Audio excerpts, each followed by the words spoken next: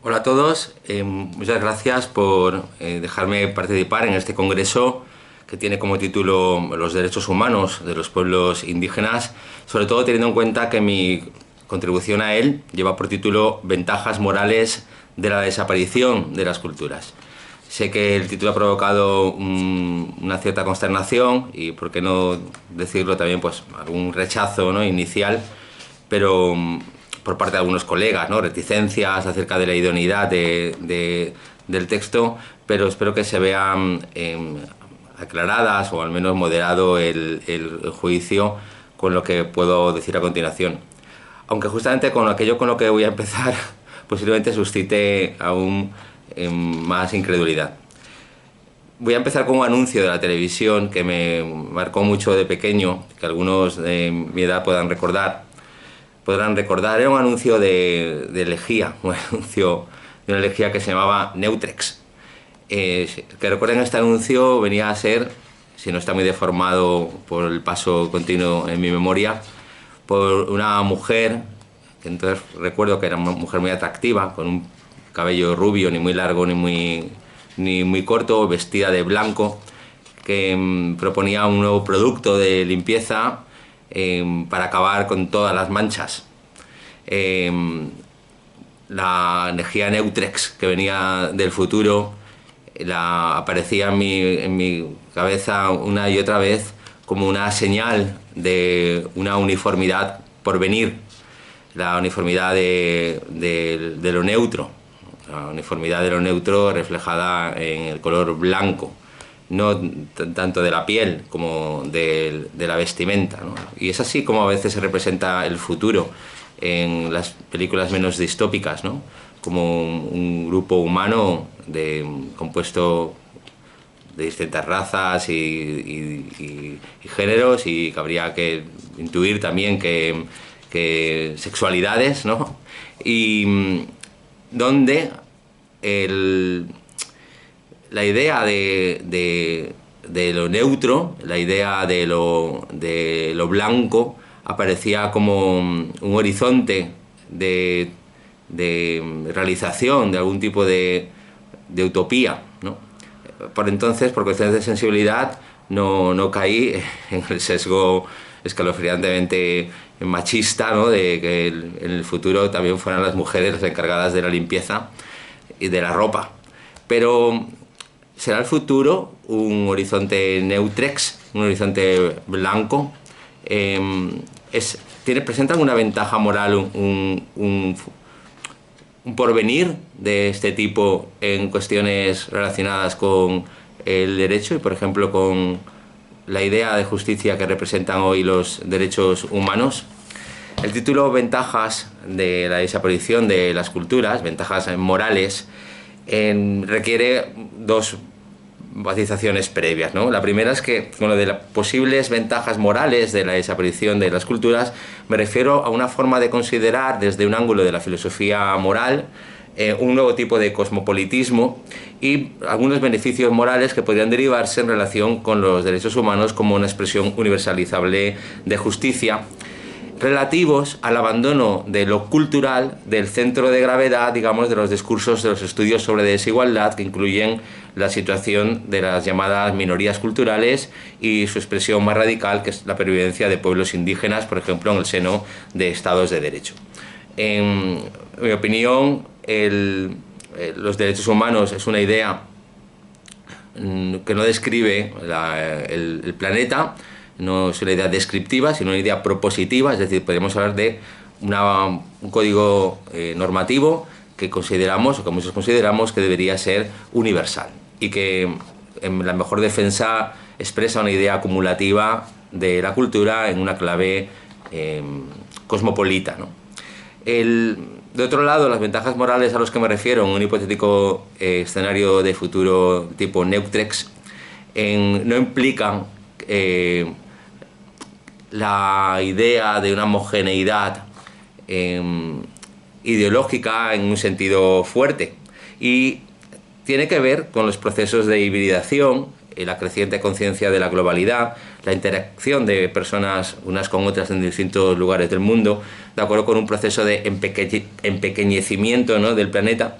Si nos damos cuenta hoy, las transformaciones del mundo de la comunicación, de la tecnología y otros aspectos no necesariamente negativos de la globalización se traducen en el aumento de interacciones, contactos, influencias que afectan incluso al aislamiento de las comunidades indígenas, pero también, por ejemplo, los conflictos de identidad que se abren en su seno, ¿no?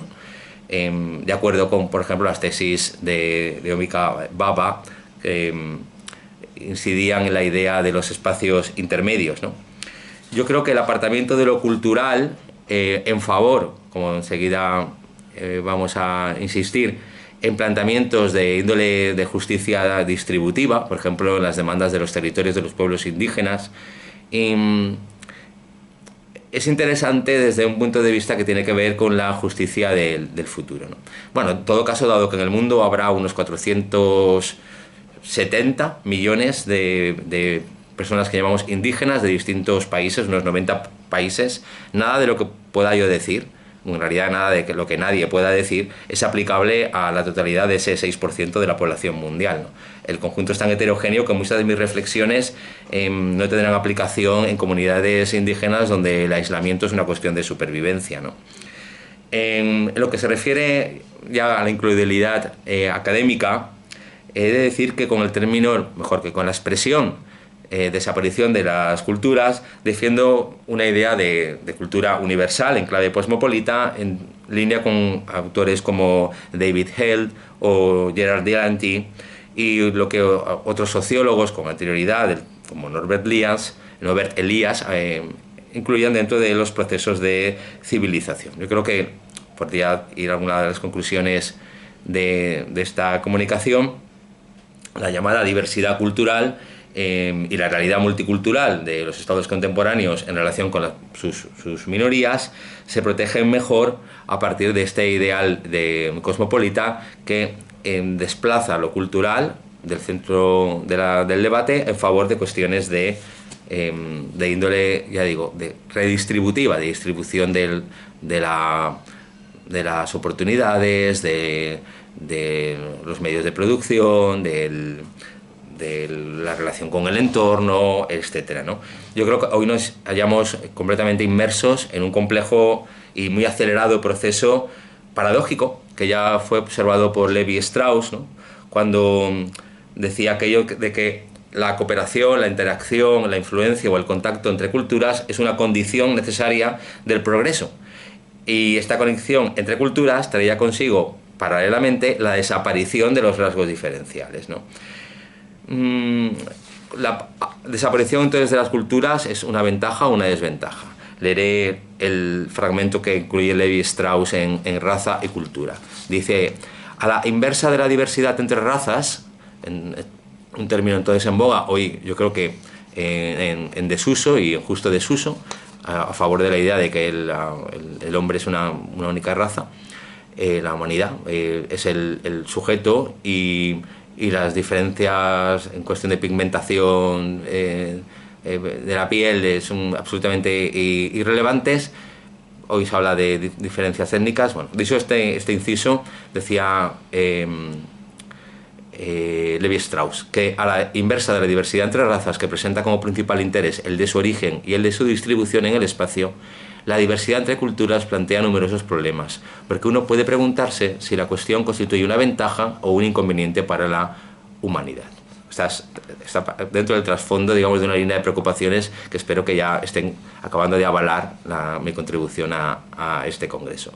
Si lo observamos desde un punto de vista individual, para Clifford Geertz, el proceso de difuminación hacia algo que podríamos llamar nuevo orden, ya no sé si el orden Neutrex, de la energía Neutrex, no es tan inquietante, en un sentido metafórico, claro, ya que este no significaría la pérdida de la riqueza cultural, sino un mayor grado de sutileza entre las diferencias, ¿no?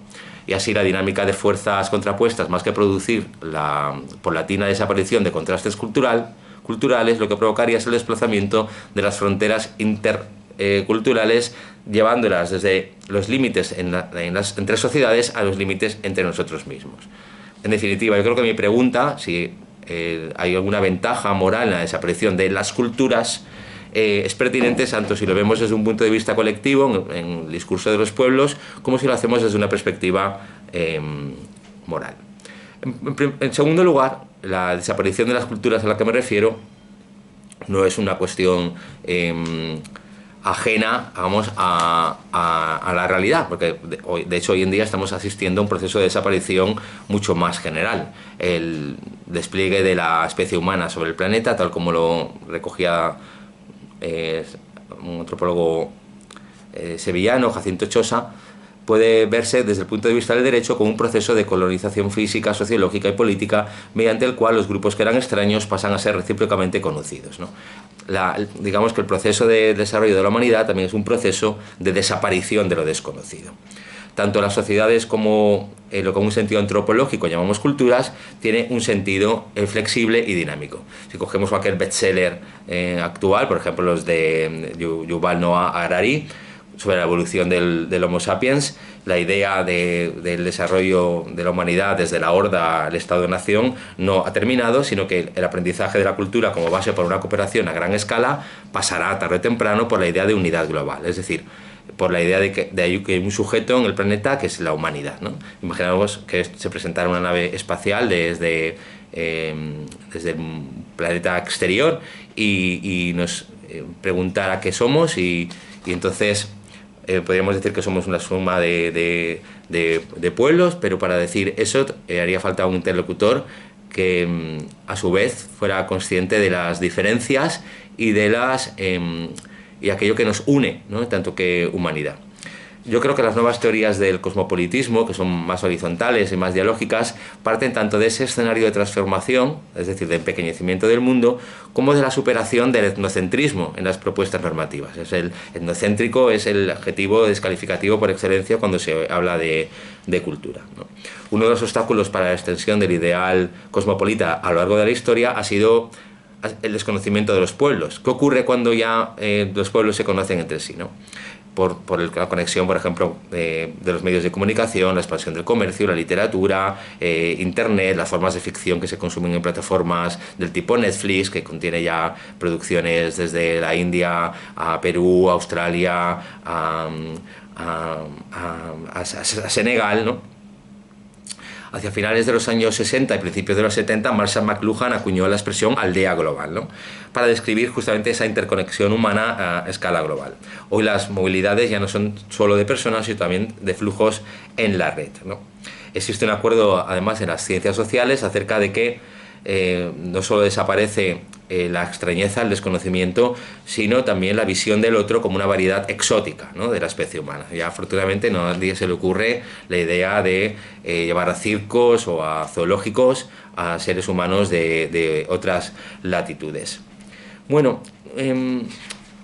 mi pregunta es, la pérdida de la centralidad de lo cultural como un rasgo diferencial frente a cuestiones de tipo distributivo que parten de la idea de vulnerabilidad, que es una categoría más universal, yo creo que puede encontrar algún precedente terminológico en la concepción unitaria de la especie humana, tal como justamente comprendió en su trabajo para la UNESCO el antropólogo Levi Strauss, ¿no?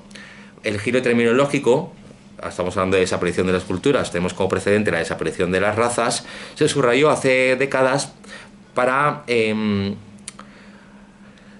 desde una conciencia de la artificialidad de la producción normativa de los derechos humanos, decir aquello de que los seres humanos todos nacen libres e iguales en dignidad y en derecho, ¿no? La primera declaración de la UNESCO sobre la raza, adoptada en julio de 1950, era un intento para acabar con el suprematismo y también las monstruosas políticas eugenésicas conocidas por el colonialismo, llevadas con extraordinario sadismo y virulencia en África, en el Congo, de acuerdo con la citadísima obra de Joseph Conrad, El corazón de las tinieblas, y luego especialmente en el seno de la cultura europea con el nazismo, ¿no? Y sus campos de exterminio, sus experimentos eugenésicos, etc.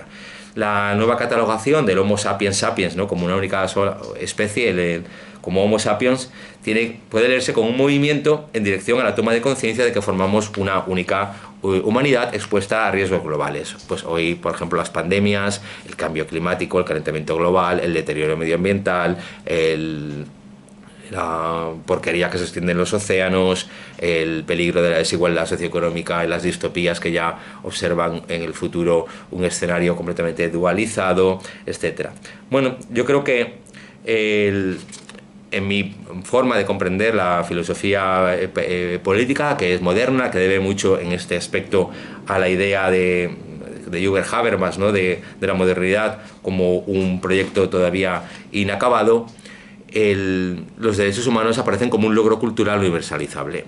Pero para hablar de desaparición de culturas tendríamos que al menos dedicar unos minutos a referirnos a la vaguedad del término cultura y la necesidad de apostar por un término que sea más operativo que la cantidad de acepciones semánticas señaladas por autores como Krugman o en una perspectiva de antropología culturada, pues todo lo que cultural comparada, todo lo que separa a Levi Strauss, por ejemplo, de Clifford Geertz, ¿no? La interpretación de los derechos humanos como hito de una concepción acumulativa y universalista de cultura es básica en mi planteamiento. Sin embargo, hay una gran contradicción en lo que tiene que ver con ese término, ¿no? Incluye dos definiciones, en mi opinión, antitéticas. Una de tipo antropológico, descriptivo, etnográfico o etnológico, que conocemos desde Taylor, y que siempre es relativista, o al menos débilmente relativista, porque esta acepción de cultura que define los rasgos lingüísticos, gastronómicos o simbólicos de los pueblos, pues como varía según qué latitudes del planeta, pues es una perspectiva relativista. Pero hay otra que a veces se llama filosófica, que a mí me parece esto un problema, porque sería como sacar la antropología de la filosofía, pero bueno, entendemos que lo que caracterizaría esta perspectiva filosófica, si queremos decirlo así, es que tiene un componente valorativo y formativo, por ejemplo, que lo liga a la idea de civilización. En alemán existen dos palabras para referirse a esta misma idea de cultura amplia, que serían Kultur, que sería la primera, la descriptiva, las costumbres, las tradiciones, la historia de un pueblo, y la Bildung, ¿no? Hay una dualidad aquí de sentidos.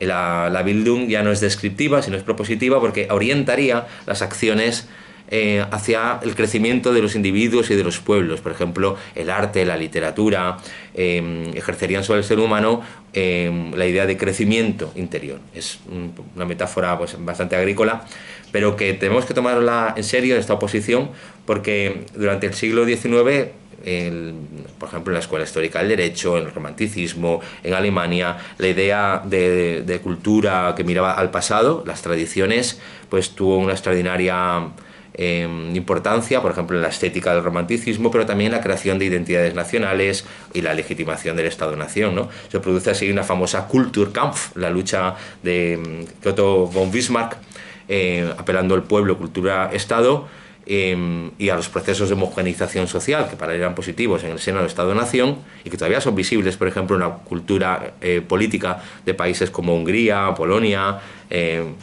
Israel, en sus políticas hostiles a la inmigración de sujetos, de individuos o de seres humanos diferentes.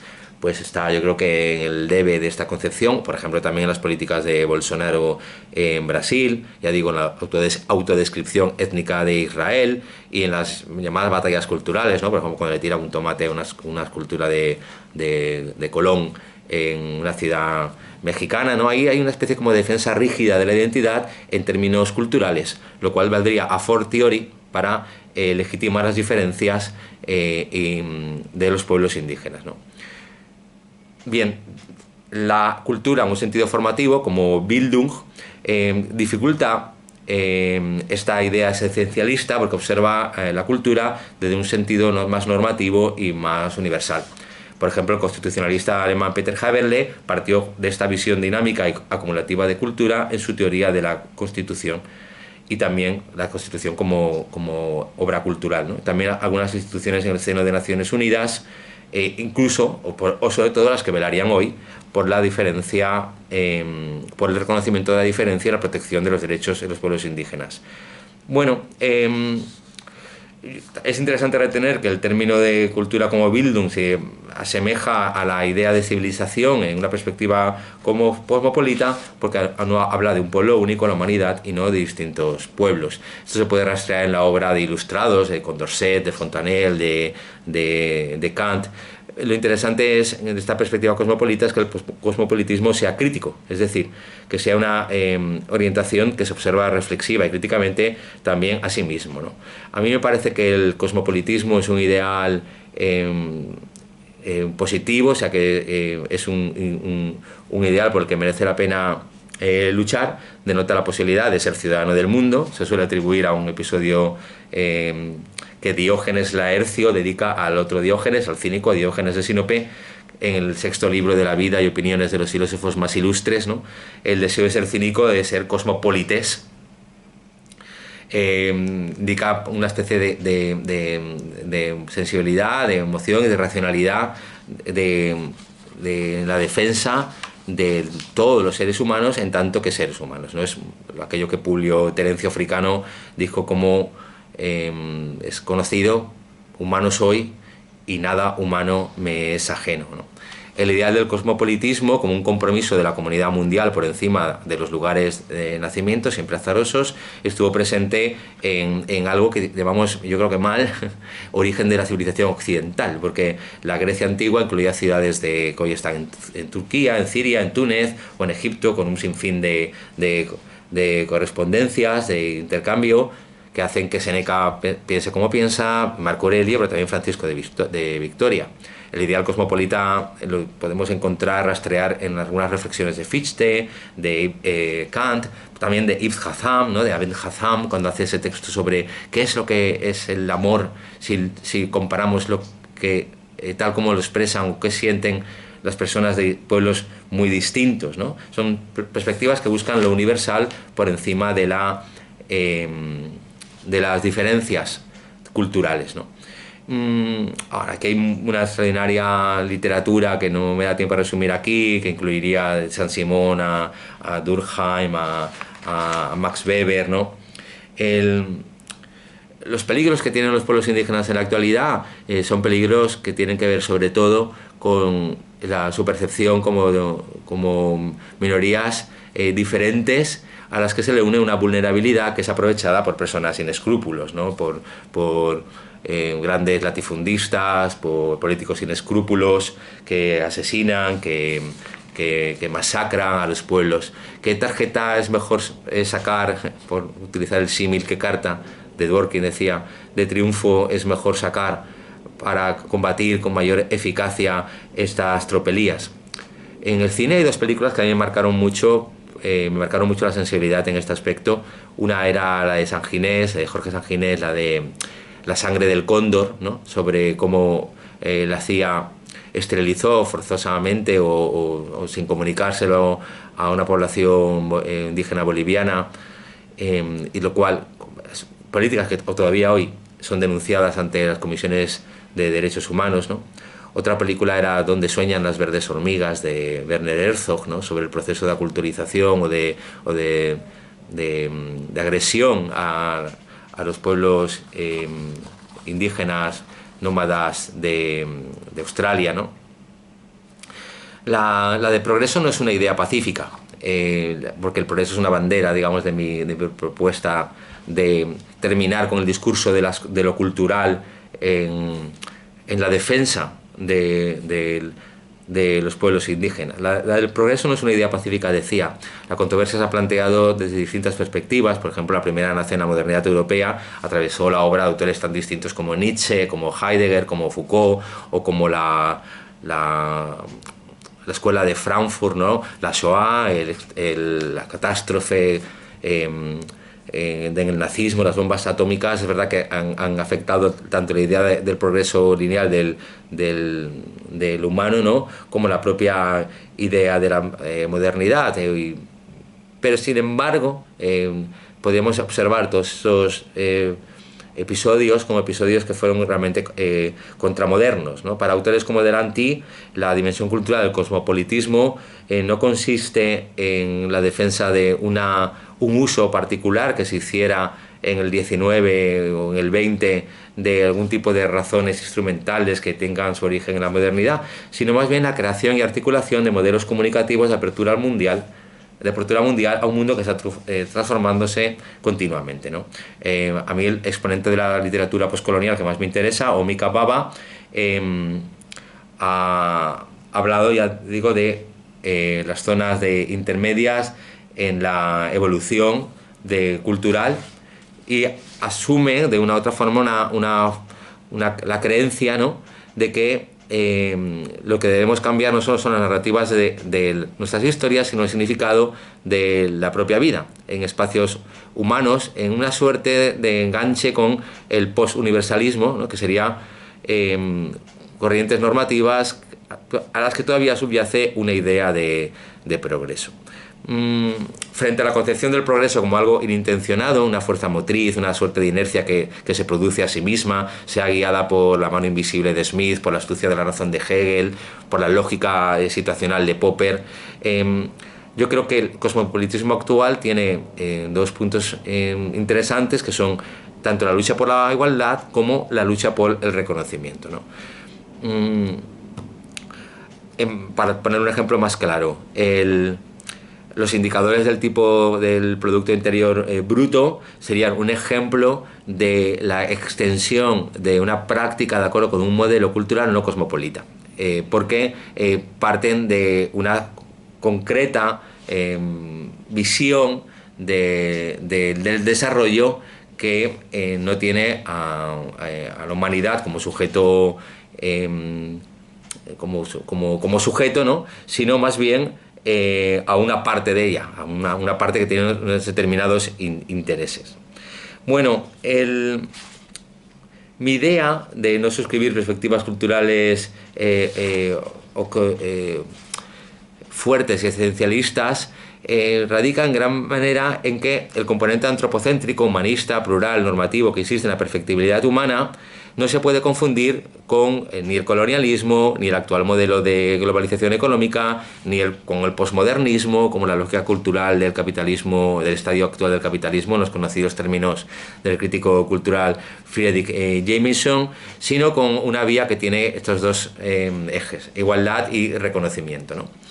Pero por seguir matizando el fondo de mi comunicación, la desaparición de las culturas es algo que se puede decir de distintas maneras, ¿no? Y las formas en las que tradicionalmente ha ocurrido son terribles, y tenemos que separarlas de nuestra modesta propuesta de esta comunicación, ¿no? Yo creo que hay al menos 4 maneras en que las culturas desaparecen. La primera es la más lamentable, la más trágica, ¿no?, pero es también la más practicada durante siglos: el exterminio, ¿no? El exterminio masivo, el horror que ilumina el corazón de las tinieblas, ¿no? O El destino de los Worora, los Ritihijus, en Donde sueñan las verdes hormigas, de Herzog, o la película que hemos citado antes, La sangre del cóndor, de Jorge Sanginés, ¿no? Por ejemplo, no siempre son exterminios de una potencia. Hay un elevado número de Selkmans que desapareció por el exterminio de los colonizadores de la Tierra del Fuego a principios del siglo XX, pero también hay pueblos que han desaparecido por aislamiento, ¿no? Sobre los primeros, vamos a seguir hablando del exterminio. El informe sobre la violencia ejercida contra pueblos indígenas del Consejo Indígena Misionero de Brasil reveló que en 2020 un total de 182 indígenas fueron asesinados tras la invasión de sus tierras, ¿no? Los ejemplos son terribles y son numerosísimos, y hay expertos en este congreso que saben mucho más de esto que yo, ¿no? Como hoy en día pues las multinacionales son nuevos agentes de violaciones de derechos humanos que tienen a los miembros de comunidades indígenas como objeto, ¿no? Pero el fenómeno de la desaparición trágica, decía, es más amplio. Gareth Diamond empezó una de sus obras más conocidas, la de Armas, Gérmenes y Acero, recordando que en 1835 un grupo de maoríes llegó a las Islas Chatham, no muy lejos de Australia, y exterminó a los aborígenes que sin armas no ofrecieron de resistencia. Pero también los antiguos pobladores de Polinesia, o el pueblo de los Ansacia y Nuevo México, desaparecieron por causas internas. Muchos pueblos gestionaron mal sus recursos naturales, destruyeron el entorno, la destrucción ecológica, que hablamos al comenzar, y desaparecieron mucho antes que los gérmenes europeos llegaran a los gérmenes en un sentido literal, o sea, las enfermedades que llevaban los navegantes frente a las que ellos mismos estaban inmunizados, pero los pueblos de destino no. Aquí la antropología sería, pues, esto, entropología, ¿no? La ciencia de la entropía y de la extinción. Bueno, esa sería la primera forma, la terrible desaparición de culturas y de pueblos, que puede ser por causas depredatorias, violentas o por causas internas. Hay una segunda forma de desaparición de culturas, ¿no? Es cuando se preserva la vida, aunque en estos casos hay muchos casos de depresión y de suicidio, pero se diluyen las diferencias culturales a través de políticas de aculturización y de procesos de asimilación de la diferencia. Por citar solo un ejemplo también conocido, son las decenas de pueblos indígenas en Chile que desaparecieron por absorción de la cultura dominante: los Ahuiquinec, Cacahué, Chango, Chono, Cunco, Picunche. El duro desplazamiento de miembros de los pueblos indígenas a las urbes de la nueva globalización, según la descripción que hace Saskia Sassen, por ejemplo, obedece a ese mismo proceso de desaparición por aculturización. La emigración indígena, muchas veces forzada, demuestra a veces formas de resistencia. Hay una tercera forma de desaparición que es muy próxima a esta desaparición gradual o atenuada, que son las formas de hibridación en disrupciones temporales, que son las que analiza Omiko Baba en El lugar de la cultura, ¿no? Donde incluye la multiafiliación entre posibilidades de resistencia postcolonial, donde dice que una forma de resistencia consistente al poder impuesto es aquella que no se le añade a... O sea, no es sustituida por una nueva autoridad cultural, sino que convive con esta, ¿no? Por ejemplo, en el poder colonial político y jurídico convive la autoridad religiosa, lingüística de la comunidad indígena, ¿no? Esa también es una cuestión cultural e incumbe las capacidades de una sociedad determinada para transformarse a la luz de la perspectiva de otro. Hay una cuarta forma, que esta me parece ya tiene algo positivo. La tercera tiene ambivalencias, que podríamos llamar como fundición por empoderamiento, es decir, un reconocimiento de la perspectiva del otro, de los otros pueblos, un universalismo modificado por el relativismo, o algo así como el reconocimiento del valor que hoy otorgamos a las aportaciones de pueblos que estaban en la periferia de la centralidad deliberativa. Por ejemplo, hoy aprendemos de las relaciones que muchos pueblos indígenas tienen con su entorno natural, ¿no? Hoy, cuando el planeta se está yendo al garete, cuando los océanos se están yendo de plástico, cuando el humo de las ciudades crea un sinfín de enfermedades pulmonares, podríamos aprender de los pueblos indígenas la relación con su entorno, en el sentido de que se confunden con él como si no fueran, como de hecho no son, cosas tan distintas. Es decir, para sobrevivir, para vivir, se necesita un entorno que además tiene no solo un significado material, sino también, o un uso material, sino también un significado simbólico, ¿no? Esto enlazaría con una propuesta que hemos hecho en otras ocasiones, o que he hecho en otras ocasiones, creo que en este mismo seminario, acerca de la necesidad de desmercantilizar bienes básicos en nuestras propias sociedades, ¿no? Por ejemplo, la comprensión ancestral de la relación del ser humano con su ecosistema, pues sería interesante podría importar esa idea para desmercantilizar recursos que tienen que ver, por ejemplo, con la satisfacción de necesidades alimenticias, el agua, por ejemplo, o lúdicas, por ejemplo, las playas, ¿no? Bueno, el reconocimiento de la multiculturalidad sería una expresión de esa dinámica. Un ejemplo de Estado que reconoce la multiculturalidad como un episodio de la dinámica histórica de fundición sería Bolivia, que en su Carta Fundamental dice: hoy, con la nueva Constitución Política del Estado, tenemos la oportunidad histórica de cerrar las puertas al racismo, a la discriminación, a la exclusión, empezando a constituir un Estado plurinacional, intercultural y auténticamente democrático que se funde en la pluralidad cultural, ¿no? Bueno, hay... el kit de la cuestión, digamos, de los derechos humanos en el mantenimiento de las diferencias culturales ha sido expresado por distintas corrientes de la nueva sensibilidad de la filosofía política. Por ejemplo, autoras como Rosi Vaidrotti o Judith Butler a partir de un cosmopolitismo ilustrado, modificarían o propondrían que la participación en los beneficios de la ciencia, la salud y la medicina, en la educación de las personas menores, en la propuesta de este universalismo cosmopolita, incluyeran también la igualdad de la mujer. En el seno de estas propias comunidades, las mujeres indígenas, muchas de ellas, las mujeres apelan a logros que tienen que ver con universalismo cultural, es decir, a nociones que han emergido por cuestiones siempre sociohistóricas, geográficas, etcétera, en otras latitudes.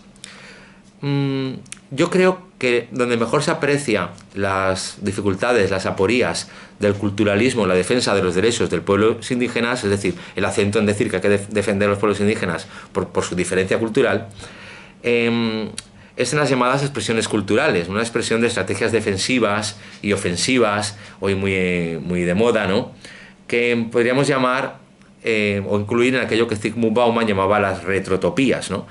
Utopías que se proyectan hacia un pasado idealizado. Yo creo que el repliegue tribal o el repliegue hiperculturalizado como ensalzamiento de cualquier tipo de vida precolonial por el mero hecho de serlo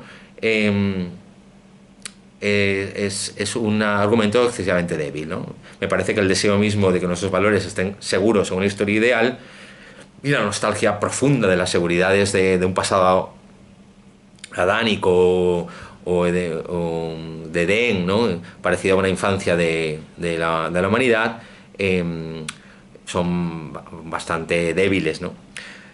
Recientemente la filósofa Marina Garcés, pude hablar con ella en el marco de una charla sobre la modernidad en la Fundación Cañada Blanc, retomaba el ideal ilustrado como una nueva ilustración radical y la crítica como un medio con que la humanidad se hace mejor a sí misma, en una apuesta que no solo no se confunde, sino que es crítica con el proyecto de modernización que con la expansión del colonialismo dominó los últimos 3 siglos, pero donde la ilustración como movimiento crítico no debe identificarse con el colonialismo. La primera traducción, por ejemplo, europea, traducción del Bhagavad Gita sánscrito, fue publicada en 1785, ¿no? Esa clase de trabajo no se hace con un afán de exotismo, sino de integración en una sensibilidad común de las aportaciones de culturas muy distintas, ¿no? Yo creo que el mejor argumento de que se siga enseñando a Homero, a Ovidio, a Shakespeare y a Jane Austen no es enseñar a la gente a pensar como europeos, lo que sea que signifique eso. Por el contrario, que esos escritores sean europeos o blancos o hombres, como ha dicho Austen, hombres y mujeres blancas, pues es accidental y es la faceta menos interesante.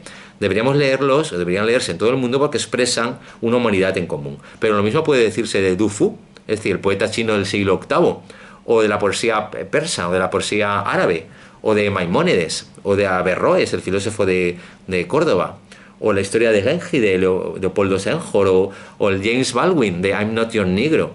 Todas son importantes porque representan voces de diferentes culturas que están diciendo algo a la humanidad y donde cualquier persona puede reconocer algo de ellas. Tanto la esclavitud, por otro lado, como los tratos crueles, no es una cuestión europea como si estuviera esencializada en su forma de ser. Eran muy conocidas por las culturas africanas y precolombinas, ¿no? Yo creo que solo una suerte de adanismo y de romantización del pasado permite la pervivencia de estas batallas culturales que en mi opinión son un obstáculo para las posibilidades de los derechos humanos en términos de igualdad, de distribución de la riqueza, de la oportunidad de las mejores de vida de todos los ciudadanos del planeta, ¿no? La lucha de un cosmopolitismo crítico contra todas las formas de agravio y opresión puede resultar hoy de relaciones de lateralidad, de diálogo, de horizontalidad, que serían aquellos universales oblicuos de los que hablaba Merleau-Ponty, ¿no? Por ejemplo, el fin de la tortura, el desarrollo científico, la abolición de la esclavitud, una práctica ignominiosa practicada en todo el mundo, la separación de poderes, todavía por acabar conquista de los derechos de la mujer, la igualdad LGTBI, no son expresiones únicas de una nación, de una cultura, de una raza, sino una serie de propuestas en intercambios que autores como Marvin Harris o Gareth Diamond explican que tienen más eco o es un foco de irradiación concreto, por ejemplo, en una latitud, llamémosla Inglaterra o llamémosla Grecia, por cuestiones geográficas, ¿no? la aspiración de una paz mundial como la que tenían Kant o Kelsen, la de la Norma Mundi, encuentra su razón de ser no en un continente que haya más inteligente, sino en un continente que ha sido azotado por innumerables guerras, ¿no? La protección de los pueblos indígenas no es una expresión, pues, ni del etnocentrismo, desde luego, ni del multiculturalismo, sino de algún conjunto de ideas que tienen que ver con la humanidad. Los asesinatos, las torturas de la comunidad COM en Argentina, la situación terrible de pueblos originarios caracterizados todavía hoy, o sobre todo hoy, por la marginalidad y la pobreza, demandarían, a mi juicio, una protección no en clave cultural, sino en clave, o sea, de cultural particular, sino en clave de derechos humanos como propuesta de código normativo compartido, o mejor, compartible, ¿no?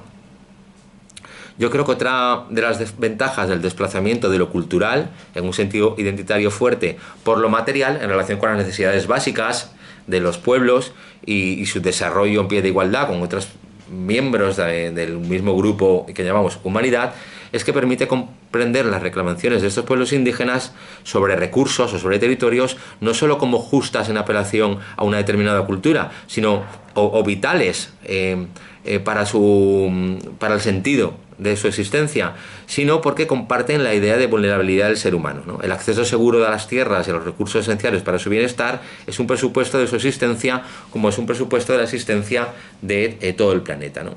Las demandas de los pueblos indígenas expresadas hoy en instituciones como Naciones Unidas relativos al acceso, que no a la propiedad, que la propiedad sería una propuesta cultural no universal, sino una propuesta cultural particular, que caería del lado de la cultura, no de la Bildung, por decirlo así, o mejor, que caería en el sentido de la cultura, en un sentido descriptivo y no propositivo. Dentro de 100 años, a lo mejor, ojalá, no tengamos esta insistencia en la idea de propiedad privada, de acumulación de recursos en propiedades privadas, que hoy hace que hay un 1% de la población tenga lo que tiene el 20%, o el 20% lo que tiene el 80%, o haya gente que gana 35.000 euros al día y personas que viven con $1. Todo eso no son ejemplos de la cultura universal, sino de la cultura particular, concretamente del capitalismo, como una expresión con la que describimos una determinada cultura, pero no un estado de cosas que queramos que sea universal, o al menos muchos no queremos que sea universal, ¿no?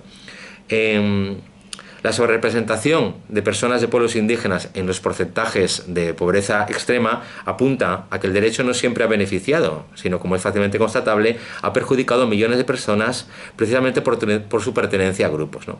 A pesar del porcentaje de población indígena global, que dijimos antes que era el 6%, estas representan el 15% de las personas que están en pobreza extrema. La expectativa de vida de personas indígenas es inferior en hasta 20 años en comparación con personas no indígenas. Los problemas de efectividad en derechos que tienen que ver con el reconocimiento de tierras, territorios y recursos naturales a menudo se traducen en falta de inversiones públicas en servicios básicos e infraestructuras, ¿no? Y en múltiples obstáculos como ejemplo para participar en servicios básicos de la economía formal, en el acceso a la justicia o en un proceso político.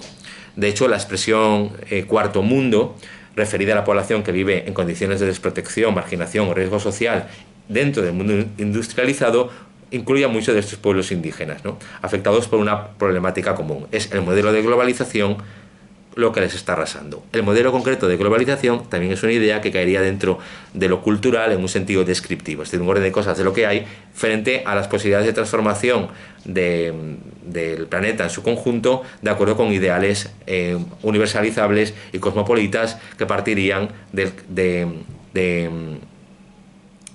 una visión alternativa de la globalización. No hay espacio para hacerlo aquí, creo que hay una compañera va a hablar de esto de una forma más horizontal, dialógica, etcétera, ¿no?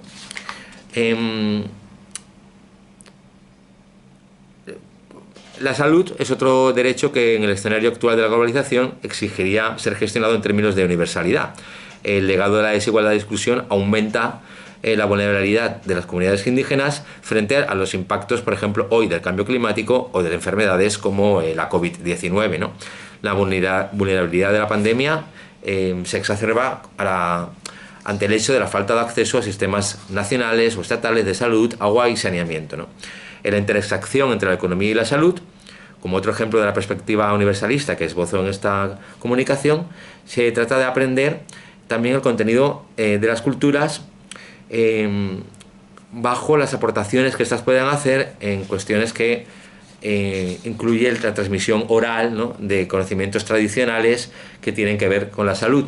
La protección de los pueblos podría entonces pasar, ya no tanto por el reconocimiento de la diferencia cultural, sino por la integración, digamos, de sus aportaciones y su retribución, ¿no?, en términos, por ejemplo, económicos, públicos o de reconocimiento, por lo que significan para el avance del conocimiento científico. Yo creo que en general estos problemas de los pueblos indígenas expresan las tres fórmulas de justicia más lacerantes, aquellas que Nancy Fraser señaló como redistribución limitada, falta de reconocimiento o subordinación de estatus y representación deficiente o inexistente. Pues sí, terminando, y como saben que una parte importante de mi trabajo desde la dimensión cultural del derecho se centra en la literatura, yo creo que justamente es la idea de literatura universal acuñada por Goethe la que ayuda a entender el sentido ideal de un cosmopolitismo no etnocéntrico. Yo creo que la literatura que llamamos universal, como es observable, no se reduce ni a una lengua ni a un solo país, ni siquiera a un solo continente, sino que opera por acumulación, ¿no?, como la idea de cultura que defiendo aquí, con la desaparición de las culturas, ¿no? La literatura universal no elimina las diferencias, sino que las expresa a través de una única idea de cultura, la de la literatura universal, ¿no? Una literatura universal de aportaciones de la función poética, si nos ponemos más rigurosos, o el uso poético, la expresión poética en el lenguaje o la literatura de pueblos de todo el mundo, ¿no? Yo creo que era justamente ese el peso en las ficciones simbólicas, donde Clifford Geertz discrepaba de Levi Strauss, ¿no? El concepto de cultura debería ser interpretada en una clave significativa o semiótica, ¿no?, frente a la importancia del carácter de síntesis original y genuino que Levi Strauss le concedía. Geertz, como es conocido, sostuvo que lo importante a la hora de analizar una cultura es el universo imaginativo a partir del cual se puede interpretar el significado de los hechos culturales construidos socialmente, que para Geertz tenían solo sentido dentro de los límites del mundo propio.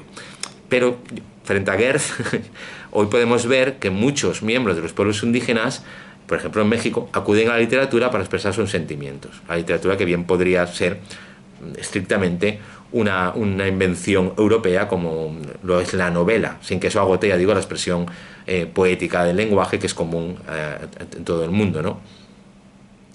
Las emociones, la compleja forma en que se transforma el ser humano, las emociones de este lenguaje universal, de la literatura universal, hace que Kurosawa pueda adaptar, por ejemplo, a Dostoyevsky, ¿no?, porque puede decir, yo tengo algo en común con él. La literatura postcolonial, no sé, de los más conocidos, Toni Morrison, Nadine Gordimer, Derek Walcott, entre otros, es central en este autor que hemos mencionado antes, Naomi Kababa, quien ha intentado justamente dar una forma de la escritura de la diferencia cultural en medio de la modernidad que es enemiga de las fronteras binarias, ya sea estas entre pasado y presente, adentro y fuera, sujeto-objeto, significante-significado. Por poner solo un ejemplo de este proceso de hibridación literaria como literatura universal y universalista, en 2009 Tel Tomo, la escritora maya originaria de Yucatán, publicó una novela policíaca escrita en una lengua indígena, ¿no?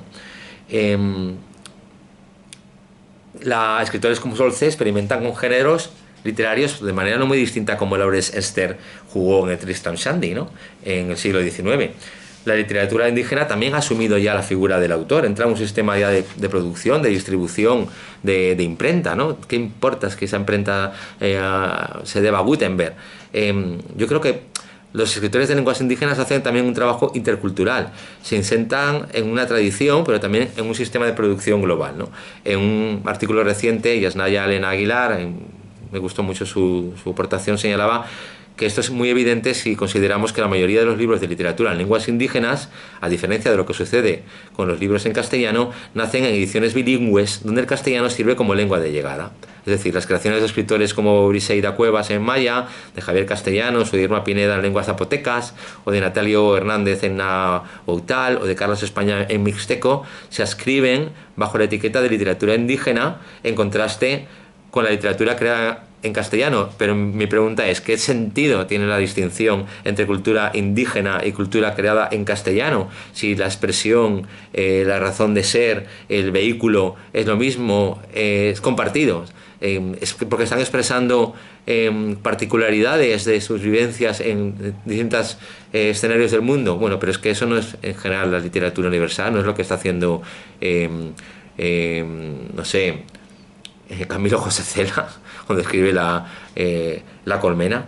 Yo creo que no existe la literatura indígena. Existe en todo caso literaturas, incluso contrastes, literatura expresada en lenguas indígenas, interacciones poéticas, como ejemplos de la función poética del lenguaje, en todas las lenguas, indígenas o no. Y ahí no tendría sentido la defensa de la literatura mixteco, la literatura indígena, por ser eso, sino porque es parte de la literatura universal, que durante mucho tiempo fue injustamente desconocida, porque no contaba con las posibilidades de expresarse, ¿no? Y afortunadamente en algunos lugares del mundo sí. Es decir, voy a poner un poco fino, pero sería como, al igual que el hipertexto permite lecturas de todas las prioridades, no habiendo ninguna privilegiada, os lo digo un poco en clave de crítica literaria, lo mismo ocurre con las culturas cuando no hay centro. Y en nuestro planeta, en el futuro, con el futuro de Neutrex, no habría un centro, ¿no? La posibilidad de avanzar en la idea de cultura universal y cosmopolita seguiría pasando por esa idea de horizontalidad del nuevo cosmopolitismo. Concluyo. Como ven, no me quería cargar las culturas, y mucho menos a los pueblos, bastante ya tienen con las personas desgraciadas que se encargan de ello, sino de ofrecer argumentos para la defensa de la diferencia cultural desde una idea cosmopolita y universalista, ¿no? Yo creo que, como conclusión decía, la creciente conciencia de la globalidad, la interacción con personas de otras sociedades, el conocimiento de otras formas de comprender y estar en el planeta afecta no solo a la autocomprensión de una cultura en expansión, sino también a las minorías culturales y a los pueblos indígenas. Aquí he tomado partido por un modelo cosmopolita.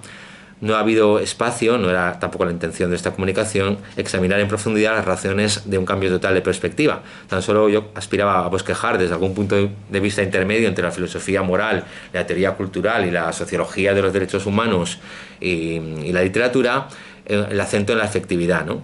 Algunas reflexiones sobre las ventajas de una perspectiva cosmopolita, de un cosmopolitismo siempre crítico, desde la que atender reivindicaciones de minorías culturales y pueblos indígenas cuyas dinámicas de transformación se expresan en el contexto de un Estado de Derecho, muchas de ellas, o al menos en contacto con instituciones del sistema de derechos humanos, ¿no? La desaparición de las culturas, en un sentido antropológico, ya estaba contemplada en los clásicos de la antropología, ¿no? En la medida en que la pérdida de la diversidad cultural trae consigo la homogeneidad, será comprensible, desde un punto de vista también estético, el lamento expresado en Tristes Trópicos por Levi Strauss, ¿no? Es la tristeza del espíritu, que decía el antropólogo. Pero es posible también un proceso de universalización de valores que justamente preserven esas diferencias, ¿no? A partir del examen de las distintas acepciones del término cultura, pues Kultur, Bildung, he señalado la vitalidad de un proyecto cosmopolita que tiene como objeto o sujeto mejor a la humanidad en su conjunto, ¿no? He intentado aducir algunas razones para un viraje desde el centro de gravedad puesto en la diferencia cultural hacia demandas de protección de la vida, de igualdad socioeconómica. Yo creo que las adversidades a la hora de apreciar las ventajas morales hoy en día son muchas y explicarían, yo creo que es el rechazo al que me he referido al comenzar, el declive posmoderno, por ejemplo, de la idea de progreso, la muerte de la idea de mañana señalada, o de la muerte del futuro señalada por autores tan distintos como Franco Berardi, no tan distintos, o Mark Fisher, la mala conciencia de Occidente, ¿no? Pero mi pregunta es, ¿no deshace hoy la conciencia del etnocentrismo, el propio etnocentrismo? A la vez no es posible, como decía Luis Villoro, que la fascinación por los pueblos indígenas, más allá de la caricaturización biológica como infancia del hombre, exprese hoy inconscientemente el anhelo por identificarnos en lo más auténtico de nuestro ser. Para Homi Bhabha, avanzar en una dirección transnacional es más natural, es históricamente más posible, ¿no? Porque ellos nunca creyeron, desde esta perspectiva colonial, en en la inherencia de una frontera nacional, ¿no? Estos pueblos y estas comunidades coloniales aprendieron a vivir en los bordes, ¿no? En los límites. Mi idea de que es mejor no hablar de culturas, de cultura vasca, de cultura árabe, de cultura suiza, de cultura colombiana, sino, por ejemplo, de pueblos, eso sí, de tradiciones, reacciona también ante las llamadas batallas culturales, ¿no? Las batallas culturales encubren, en mi opinión, un conflicto de mayor calado, el que se produce primero en el interior de cada una de estas culturas, donde la identidad ya siempre va a ser múltiple, porque hay múltiples vínculos de pertenencia, ¿no? Frente al prejuicio etnocéntrico, hemos insistido en que la propuesta cosmopolita no es ni patrimonio ni una identidad europea, no tiene una identidad europea, ¿no? Ni implica asumir, desde luego, los derroteros coloniales de la Ilustración tras la modernidad. En el Babel de los referentes, las connotaciones, que siempre hablo en mis comunicaciones, hablar de universidad o de universalización, aún sin especificar qué cosa se universaliza, es sinónimo de globalización. Esa globalización que está barriendo las tradiciones en una sola matriz universal, como una pantalla que lo oculta todo, pero para mí eso es una expresión de un modelo cultural particular, ¿no? Justamente el del occidentalismo más mercantil, financiero, no solo occidental, dicho sea de paso, que recurre a la política, a las armas para imponerse. Yo creo que ese modelo dominante de globalización que deberíamos dejar atrás es otro particularismo cultural, ¿no? Es cierto que junto con estos ideales universalistas o cosmopolitas incluimos o encontramos a veces la apelación a orden de cosas o relaciones de fuerzas existentes que remiten a la idea de cultura todavía no superada como cultur. Pero insisto, la Lex Mercatoria, la Organización Mundial del Comercio, con sus principios y decisiones, el soft law, ¿no? Pues no constituyen ejemplos de lo que encajaría en esa cultura simplemente descriptiva, como cultura de los negocios, cultura del comercio. El capitalismo supuso en un momento de la historia de las ideas una superación de las ideas relativas a la adquisición de la riqueza feudal, ¿no? Pero yo creo que habrá otro modelo que supere al cosmopolitismo, al capitalismo, que será de tipo más cosmopolita y estará informado por la idea de derechos humanos. Yo he defendido la idea de que los derechos humanos son una propuesta de código normativo universalizable, no universal de hecho, ¿no? Que contiene entre sus postulados justamente el respeto a la diferencia, o mejor, una idea sofisticada de la igualdad como igualdad en la diferencia, pero es por eso su extensión no es nunca aculturización, ¿no? Muchos aspectos de la globalización dominante son, como digo, aspectos de la cultura en un sentido antropológico, ¿no? Que deberíamos dejar atrás. Por ejemplo, junto a la visión de la tierra como un producto material susceptible de compra y venta, tenemos la idea de espacios, pueden ser sagrados o no, defendidas por las comunidades indígenas como espacios que no se rigen por las reglas del mercado ni por la lógica de la competencia, sino más bien por la colaboración y la solidaridad, un lugar fuera del afán de lucro, ¿no? Esa es la aportación de muchas tradiciones de pueblos indígenas al acervo de una cultura acumulativa universal. En muchas ocasiones la estrategia culturalista resultará menos eficaz en términos de derechos humanos, la que apela solo a la cultura, no solo porque suscita rechazo en sectores reaccionarios que tienden a caricaturizarla, las hordas que quemaban regiones del Amazonas en honor a la llegada de Bolsonaro, ¿no? Es decir, populismo de líderes sin escrúpulos, sino porque todavía no se han desarrollado perfectamente los mecanismos de justiciabilidad en ese terreno. En muchos otros casos la estrategia cultural parece una parte fundamental de reivindicaciones de los pueblos indígenas. Yo creo que aquí, de nuevo, incluso el énfasis en lo ancestral no debería entenderse como un choque entre culturas milenarias y progreso, sino entre dos expresiones culturales, una de las cuales, paradójicamente aquella que defiende el modelo extractivo propio del capitalismo, es la que tiene peor encaje en el sistema de derechos humanos como hito cultural universal. Si otra cosa pone de manifiesto las heterogéneas sociedades contemporáneas y la celebración del mestizaje, es que el conflicto cultural no existe entre culturas, sino sobre todo en el seno de la misma cultura. Yo creo que esto es así porque ni las culturas ni la sociedad debemos concebirlas nunca de una manera estática, ¿no? Como a veces se imaginan los multiculturalistas más ingenuos, sino que deben ser abordadas desde perspectivas dinámicas que entiendan que la cultura surge como síntesis y que si en el pasado resultan del aislamiento, las más de las veces surgen de relaciones, interacciones y comunicaciones de unas con otras, ¿no? Son estas relaciones las que crean y dan forma sin que unas ni otras se confundan, ni se agotan, ni que puedan ser comprendidas como productos puros. he acudido a algunos teóricos del cosmopolitismo para señalar intentos de comprensión del progreso desde la visión normativa de una sociedad alternativa. Desde el planteamiento que he querido sugerir aquí, la expresión diversidad de culturas no es sustituida, aunque haya resulte la tentación en muchos libros académicos, por la expresión